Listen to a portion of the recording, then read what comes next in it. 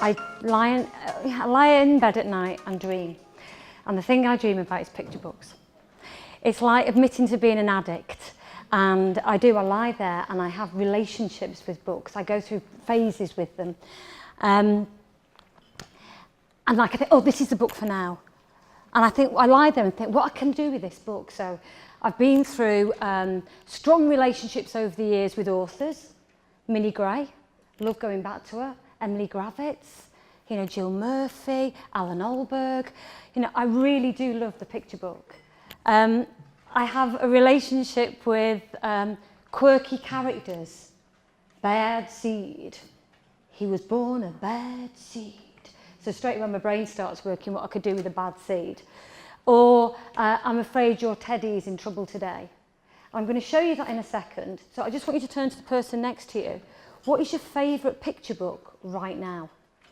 What are you using back in your class right now? Just give yourself a minute to talk about it.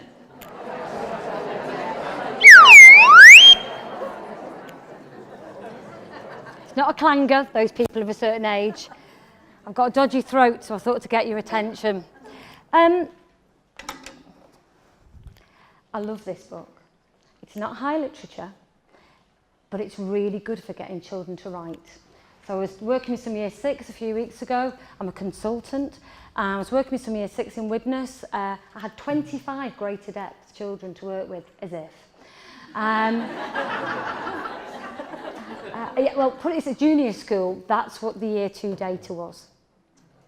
Yeah, I'd cry a bit. Okay, so this is what we did. I read them this, and there was 22 girls and 3 boys, and they looked at me as if I was talking complete rubbish. Just listen to the text. I'm afraid your teddy's in trouble today. Oh good, you're home. My name is Officer Hardy. I'm sorry to have to tell you this, but while you were out, we received a number of calls at the police station. I'm afraid your teddy is in a little bit of trouble today. You better prepare yourself, it's not a pretty scene. As police officers, we thought we'd seen everything. He's had a rave.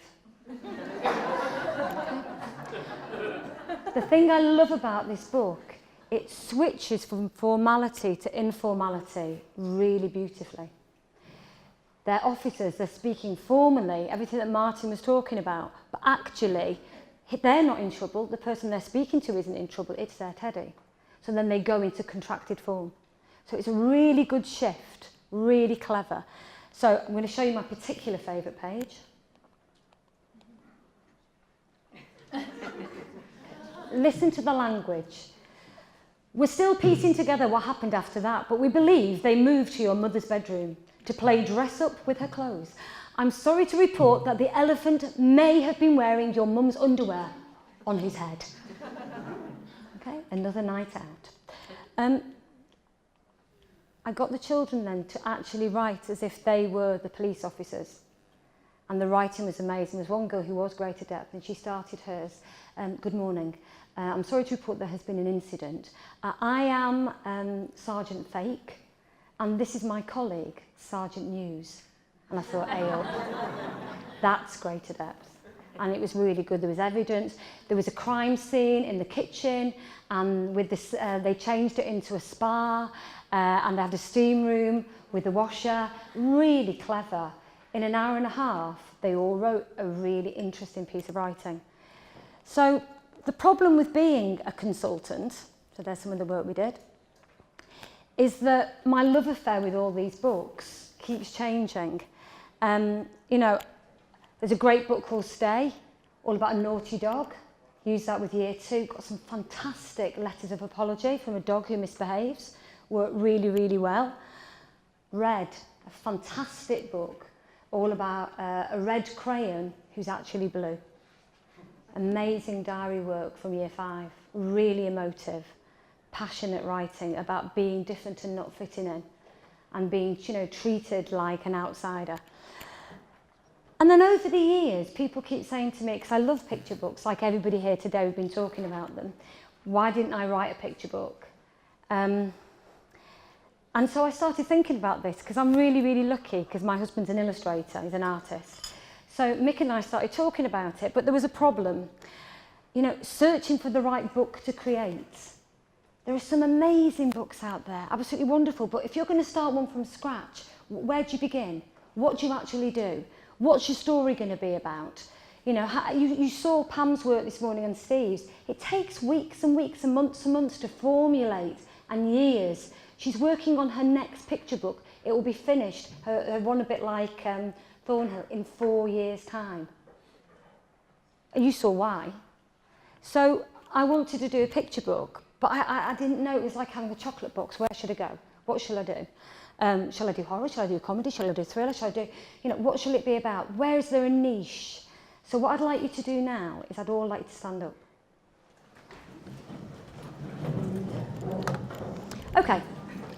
When you're writing a book, when you're working with children, you've got to capture the essence of that genre. Okay? And so this is something I do with children in Key Stage 2. I'm going to say the word and you are going to do the action that captures that genre. And I call it capturing the essence. I know some of you who've worked with me will have done it.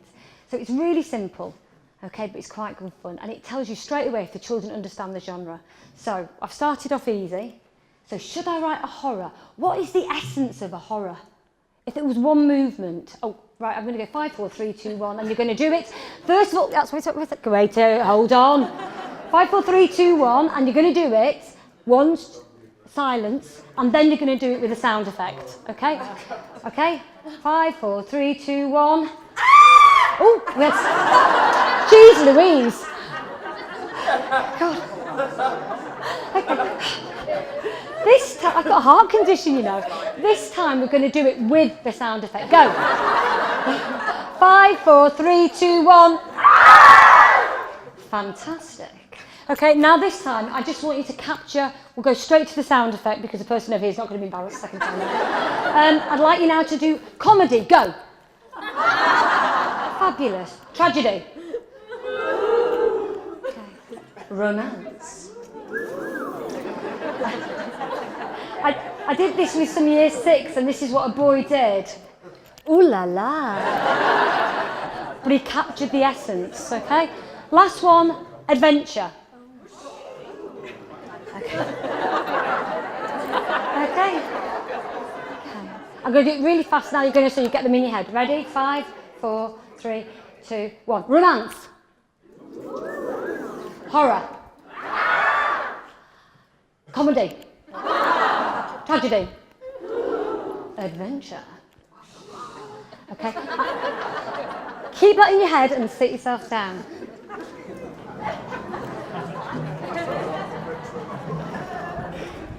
So, what am I going to do?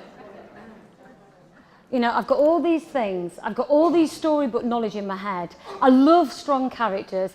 I love personality in writing. But a lot of what I do, I want children to love the reading and take it into writing and explore the text. So we came up with the idea of Lizzie and the Birds. And when I first wrote it, well, actually, it's not true. I didn't write it. Mick drew it first. And then he's a really talented artist, but he got rejected a couple of times, and then he sort of put it away, and we forgot about it. And then a friend said she would like to have a go at publishing it. So it came out, and then they faffed around for months and months having these meetings, and nothing happened. And at the time, it was about a brother and sister, a mum and dad, and loads of birds. So the birds were always there, nothing to do with me, it came from Mick. And then one Saturday morning, you know, when you just had enough, and just said, give me the story, and a big pot of tea, and some chocolate. I said, and I'm going to try and work on the story. So it's tightened up, because it had been rejected as a story from a couple of publishers. So I killed off Mum, and I killed off the brother, and I made it about a relationship between a father and a daughter. And we needed some peril, because it's going to be an adventure. Okay? And we needed a problem, and we needed a solution. So I sort of came up with the basic ideas, and then gave it back to Mick, and Mick started to redraw the pictures, you know, with the killed off mother, etc. And it grew from there. And I'll sort of show you, I'm not going to show you all the book, I'm just going to show you some of it. So it begins with Lizzie and her dad moving house. That's the first little bit of peril. You know, she loves her dad. She loves their life together, but she doesn't know anybody. They've moved to a little isolated house in the middle of nowhere, and she's, you know, she likes the life she has, but she's terribly, terribly lonely. She yearns for friendship, and she actually dreams about all the friends she'd like to find, these perfect friends. Then one fateful night, there is a storm, and the storm whips up, and a tornado comes and rips up a silver birch tree and transports it through the air, and it smashes into Lizzie's house, and along with it come a rag-taggle group of birds. And suddenly, you know, this quiet house of mum and dad is invaded. And I love the fact that Lizzie is the one that goes to find out what's happened, and dad stays in bed. Because that's a little note. When we thought we were being burgled many years ago, dad asked my mum to go down the stairs and then walked behind her. And she's a very feisty Welsh woman, and I wouldn't have messed with her, because she did actually see somebody outside and chased him down the road, with my dad going, "Go for it, good girl," like this, as she was pegging down the road after him. So there's a little bit, and what I love about picture books, there's little bits of that sort of thing in it. So the house is suddenly full of birds. We tried really hard to get all these different characters in with different voices. So like almost like a homage to what Martin was saying, this idea about changing, code switching, different dialects, different colloquialisms. You know, we tried really, really hard to capture that. I needed a problem apart from the silver birch tree, and the problem is the cat, first of all, Buster. And Buster wants to eat the birds. And of course, Lizzie suddenly found her friends, and she becomes their like, guardian angel. You know, so they manage to sort Buster out by eating lots of cocoa zebras that make them fart, and zoom off, and he gets, you know, he learns his lesson. But Dad can't live with all the bird poo. He can't live with birds tweeting and squeaking everywhere. Even when he goes to have a nice relaxing bath, they're there. And I really wanted a book full of things that you go back and reread and reread and reread, because it's all the books that I've always loved with my two boys. So Dad says, that's it, they've got to go. So then Lizzie has to come up with a cunning plan with the birds, how they're going to save them. So there's lots and lots of discussion, and they decide to make a giant nest. They plan to make a giant nest, but Dad's not having any of it. So then as the last straw, they have a campaign to save the tree.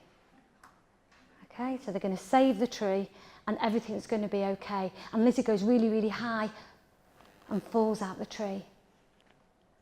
But it's okay, because the birds save her. And teachers from year 2, if they're only in the room, this was written last summer, because we were hoping to get it published last summer, and then my husband was involved in an accident, so we couldn't actually finish the drawings.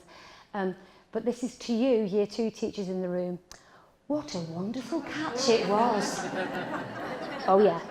So it went through going, have I got an exclamation sentence? Yes. Have I got parenthesis? Yes. Have I got an adverbial? Yes. Obviously I wrote it first and then checked it. So it all ends happily, but then it's Lizzie's life with the birds, in a nutshell. So what I wanted to do then was actually use the book in school. That was really, really important, and I'm really lucky. I'm a consultant. I go to lots and lots of schools. So I started taking it in, and I then have got a group of amazing teachers who started helping me. And a teacher who's actually called Liz, her mum made props. She made me a Lizzie.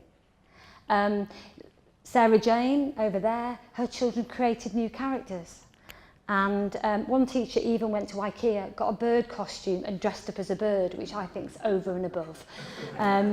You know, so it's that whole idea about bringing it to life. And these are some of the people that piloted it for me. You know, I'm really lucky. They took it into schools. Hannah did it with year 4. Kath did it with 2. Nat did it with 2. Maddie had to go with lots of things. Maddie took the book to St Helens.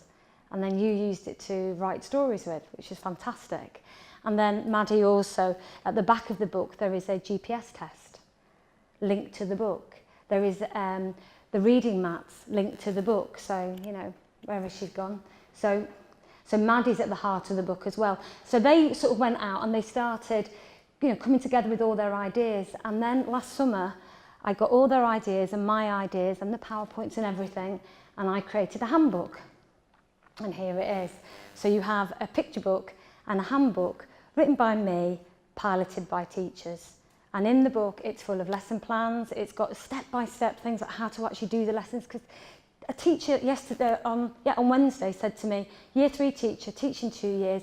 I said, how's the year been, Tom? And he went, I don't know how to teach narrative. And I haven't worked with him. And went, you've been teaching for 2 years and you don't know how to teach narrative? I've got no idea. So I sat with him and gave him a step-by-step of how I would do it. So that's what it's at the heart of this. So we're going to do a few of the activities very quickly before home time and the raffle. On your table, you have the birds. Okay? Have a look at them. Now, this is almost like one of those psychometric tests. Which bird do you feel an affinity with? So you should have a picture with them all on.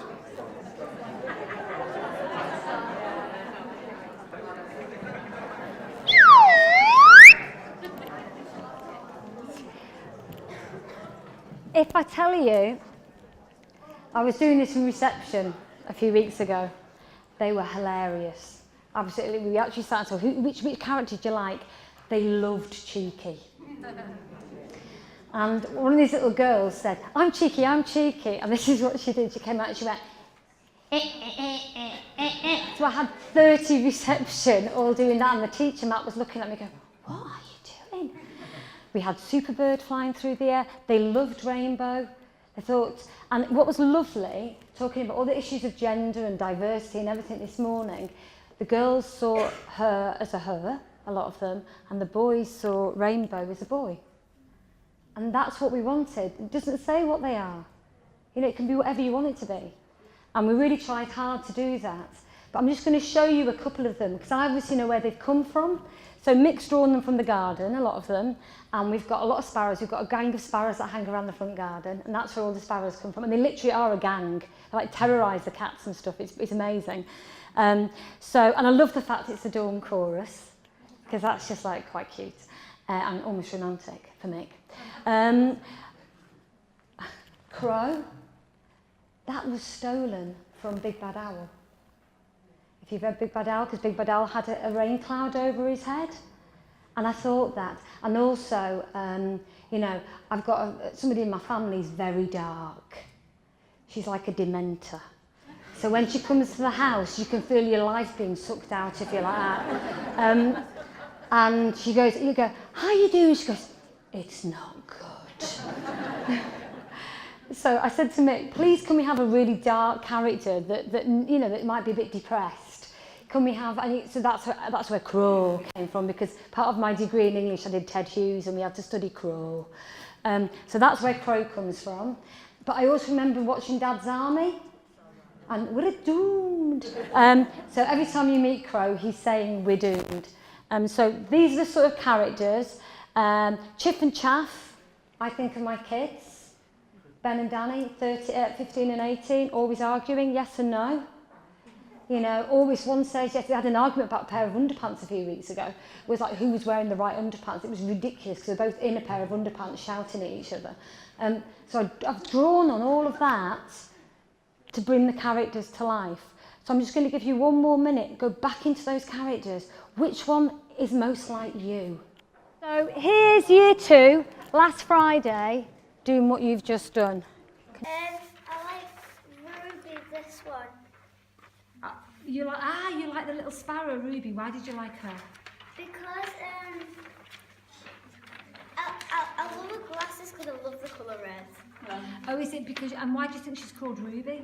Because she has like ruby red glasses. She's a bit like having ruby slippers in Wizard of Oz. Did you like that? Alice, who did you like best? My favourite bird is, I kind of like Cheeky, but I also like at the same time Lucky Ducky, because I like Cheeky, because at home I'm absolutely obsessed with like stuff at home. So, but I like Lucky Ducky because it's just like really cool. She does look very cute, doesn't she? And do you think she's very lucky, she's very fortunate, everything works out for her okay? Yeah, because in the tornado bits of the story, like Lucky Ducky was lucky because he didn't get caught in the tornado. Very true. Alice was the most amazing child. She was hilarious. She said, I've got twins in the family. I said, are they boy or girl? She went, girls times 2. I just thought, how old are you? So you see there, children just chatting away about the characters, but I wanted to get it in from oracy, oral into writing. So this is us last year, year 2, doing superlatives. And this is Jess, and these children were EAL, 100% EAL up in Nelson. And so she's used the page. The handbook is full of resources to help you. So it's got a whole set of language sheets to help you to actually look and extend their language. So we looked at the language. This is the teacher model. So Jess wrote this with them, and strangely enough, it's got everything you need for moderation. Funny that. So she did it, but then this is what they've actually written. So this was February last year. If I were a bird, I would like to be posted because she looks like the kindest bird in the tree. She has yellow wings, tummy, a white face and a card hanging in her beak. She also has blue, white and green wings. When people feel sad, she gives a card to them to make them feel a bit better. If I were a bird, I'd be Lucky Ducky because she's the luckiest bird in the tree. She's covered in yellow with black eyes and bright yellow beak. So, that's spoken to written. They then created their own. So who else would you like to come to the tree? So you've got Rockstar, with a toxic yellow beak, which I think is fantastic.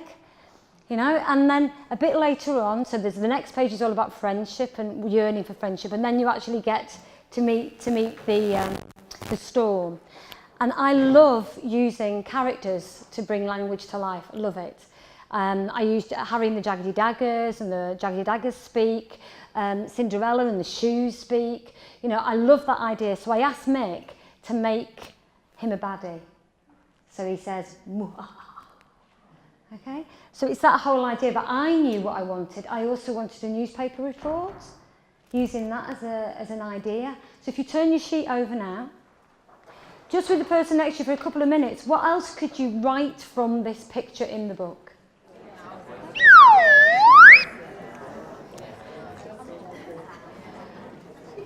When you open the handbook, it goes through ideas that I've done with the book. So it talks about the next page we're going to have a look at in the tornado speaking.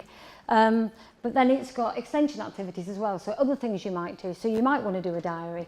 You might want to do the whole thing through a speech from one of the birds. And what I really liked was the fact that I could do it if I wanted to through Whizzling's point of view.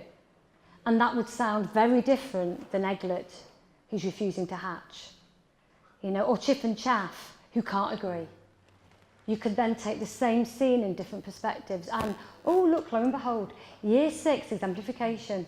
You have to be able to do things from 2 sides. So I was trying really, really hard to think of really inventive ways that would allow me to do the things that I have to do all the time as a consultant. I then showed the children, I did use this again with year 2, 3 and 4 a few weeks ago, and showed them a tornado, because they didn't know what a tornado was, some of them. So we watched a clip of a tornado and then decided what sort of tornado it was. Is it a moo-ha-ha, or is it more of a ha? Or is it it's just there, is it a piece of nature? We collected the language, we practiced how a tornado would speak. Great way of doing synonyms for said, because then you can stand up and become them. And look at the picture top left. Demented children. And I love this. I wish this was my idea, but it actually isn't. Look at this.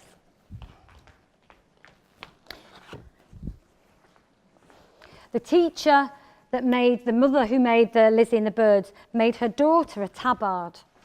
And this tabard is velcroed on with different characters. The children put it on and become the character. Simple but brilliant. I'm going to have to patent it. And I really like that idea. And then I've got a silver scarf. So, you know, they became the tornado. And I was actually with the teacher this week in her class, and she said they were obsessed with the voice of the tornado for like weeks and weeks afterwards, becoming the tornado. So I just want to show you what they did. So we did some group writing.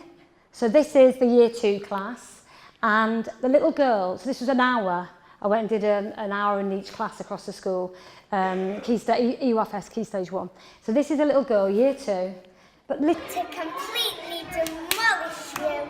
I don't care about you poor things. I'm bigger and stronger than you. I'm going to rip your bones, and all that will be left is feathers. I will tear you into a million tiny pieces. This is the end of your life, Toad. Wah ha ha ha ha! You will spin and spin until your life ends. Wah ha ha ha ha! so there she is, slightly demented, but really, really into the drama. But actually, I also wanted to show teachers how that could be quite simple, like speech bubble, or it could be a written piece, or it could be taken into a newspaper text. So I've got, you know, in the actual handbook, it goes through, here's a model, this is what it could look like, and this is how it could be done in year 2, year 3, year 4, year 5, you know, and with examples. So this is year 2, that's year 4, same text, same experience. We went in the hall and became the tornado, but the writing was really lovely. So this was Ola, and it's 10 days ago, at 10 past sunrise, a monstrous tornado hit Lizzie, age 8, and Dad's age 47, detached house. You know, she really, really was into it. And she's ever so quiet, Ola. I actually met her last week, but she was one, she wrote to us. Well, they all wrote to us at the end, so I'll give you a quick flash of Ola at the end. But the whole idea about taking a text and just showing how you could do it in different year groups, I thought was quite powerful, because some schools are using the book as a whole, for the whole school. You could actually, I'd love to say this was me, but again, this is Twitter, the power of Twitter. Some teacher's got a lot of time in her hands and an awful lot of cotton wool. But wouldn't that blow you away? It would just blow, imagine if you came into the classroom and that's what it looked like, and you were going to become a reporter. You know, absolutely amazing. So that's, I don't even, Constance 55. So go back and have a look again now at Lizzie. Go back and at the characters of the birds, please.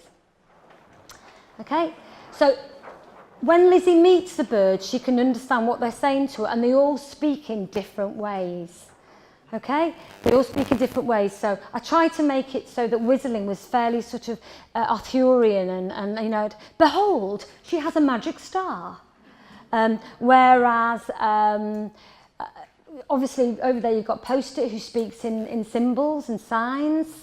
You've got Marvin Muscles, forget the toast, look what I found. Right, Northern, sorry everybody, but I only do about 3 accents, so that's one of them.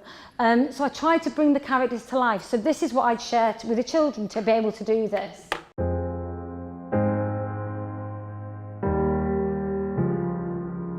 Hello, it's me. I was wondering if after all these years you'd like to meet to go over everything, Belle. They say that I'm supposed to heal you, but I ain't done much healing. Hello. Can't you hear me? Cha.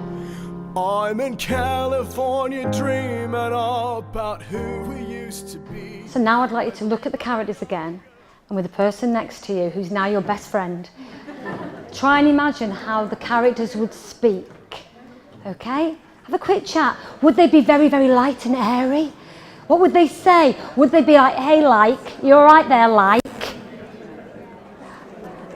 Are they down to earth? Are they posh?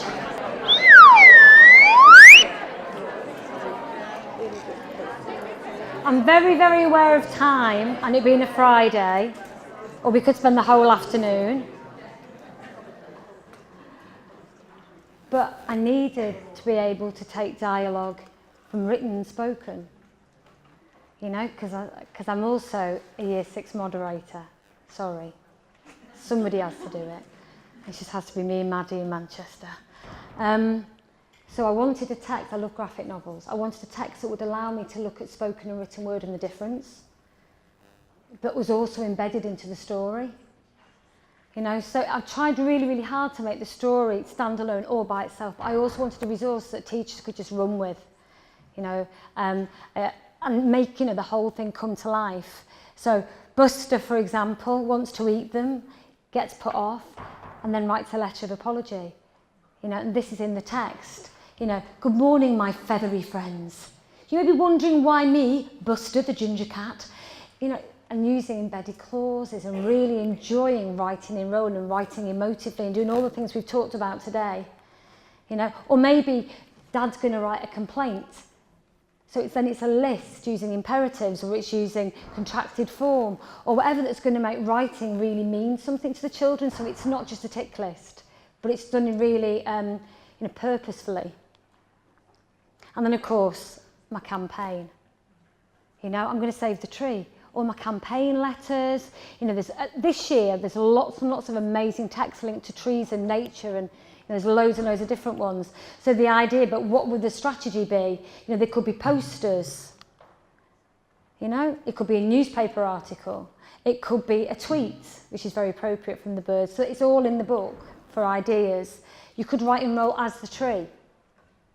You know, demanding a chance to survive because its roots have been ripped out.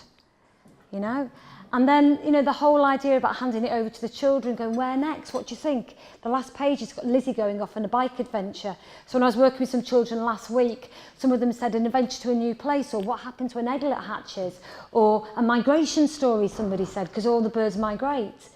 So allowing the children then to think about where the story could take next with such a strong character like Lizzie.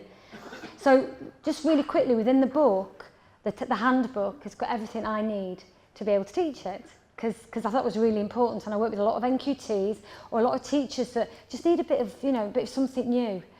So it's got all the sheets with the words in, it's got breakdowns, it's got plans, it's got synonym circles, it's got the whole text written out. And when I was talking to Prim-Ed, they were saying, why have you put that in? I said, because then I can give the text to children and we can pull it apart. Because, you know, children have got to be able to do that without pictures. So I wanted them to go side by side, and hopefully it's well written enough to stand alone as a text. Maddie made me, actually no, Liz made me a bird comprehension test, you know, which is so year 2 thinking, even though it's been used across the year groups. Maddie made me, you know, as I said before, the reading mats and the GPS test. So suddenly it's about a punctuation in a context rather than some sort of hideous test that they have to do. And then, of course, there's a whole section on cross-curricular. So because it's the birds, you know, I've got a lovely school up here. This is year 2 up in Nelson. They did a whole project on it. They created the birds. It's linked to the science, habitats in Key Stage 2, you know, bird spotting and the artwork. So leaves, designing birds. I saw this on Twitter and thought this would be fantastic. The idea of, like, you know, your pebbles for a different character. Some of my children designed a new pair of pants, you know, for Cheeky Bird. So that's all in there. At a school I was at last week, they designed a pooper scooper machine, and that was their explanation text. You know, it's just full of ideas, hopefully, for home learning, for whole school. And yesterday Lizzie went on Twitter, and now she's got, so the children can tweet to her, and she can tweet back, just to try and bring the whole thing to life. And these are the letters we got. We've had pictures sent to us, children creating new characters. I really wanted it to be like a whole world that children go into, because I really thought together we'll find the roots to grow and the wings to fly. And so thank you very much. You're the first people to see Lizzie and the birds.